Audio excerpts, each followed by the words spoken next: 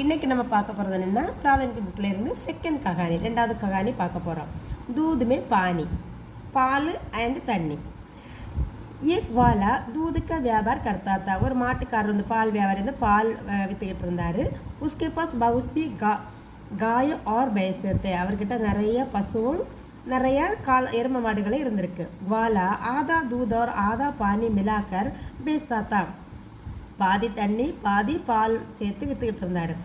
Her மहीनों हजारों रुपयों कमाता था. அவர் ஆயிரக்கணக்கில் ரூபாய் வந்து 1000க்கு மேலே ரூபா வந்து வாங்கிட்டு விற்றுக்கிட்டு இருந்தார். एक दिन वह ग्वाला बहुत से रुपये लेकर गाय खरीदने बाजार जा रहा था. ஒரு நாளைக்கு வந்து நிறைய காசை எடுத்துக்கிட்டு இவர் வந்து பசு வாங்குறதுக்காக போயிட்டு இருந்தார்.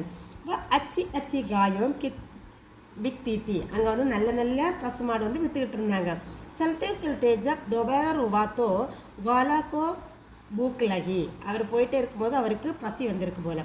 सड़क के पास की एक बड़ा तालाब था. ரோடுக்கு பக்கத்தில் வந்து ஒரு பெரிய குளம் இருந்திருக்கு.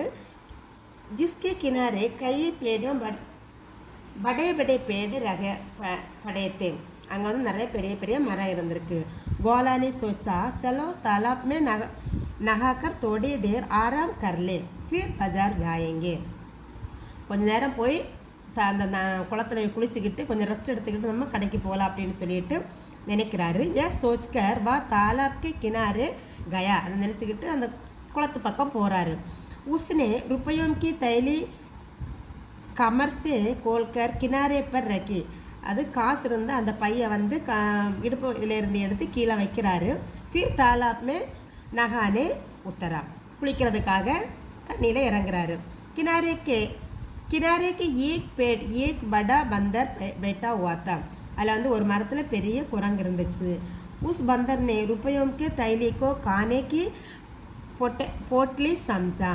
அது அந்த குரங்கு என்ன நினச்சுன்னா அந்த பையை வந்துட்டு சாப்பாடு பொதி அப்படின்னு சொல்லிட்டு நினச்சிருக்கு.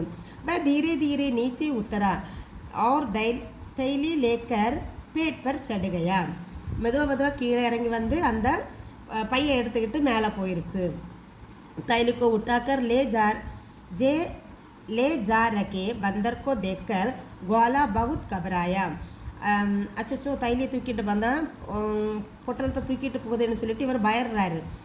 बंदर को डराने धमकाने और उस पर पत्थर फेंकने लगा. அதை நல்லா பயமுறுத்தி பார்க்குறாரு. அதை என்னென்னமோ பண்ணி பார்க்குறாரு. கல்லாக தூக்கி வீசி பார்க்குறாரு. இருந்தாலும் அது எடுத்துகிட்டு போயிடுச்சு. மகர் कोई